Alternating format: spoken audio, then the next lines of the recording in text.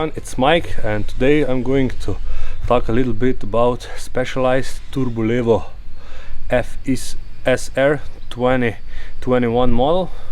It's in great yellow color. I like the color so much.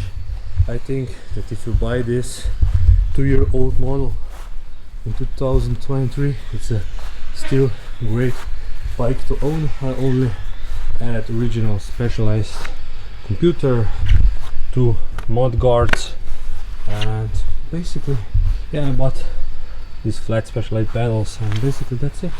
Otherwise it's a stock product. It's a really nice bike. It does have 29 and 29 inch wheels, tires. It has got 180 millimeter front disc and 150 millimeter back disc. It has got 11 gears. It has a SRAM NX shifter. Also bought myself a under the seat Fox back. The seat dropper works great. I bought myself new fan grips because they were damaged, used, the old ones. I own this bike now for 2 years and I'm not planning to change it. It has got a 500 watt-hour battery and 90 Newton meter of torque.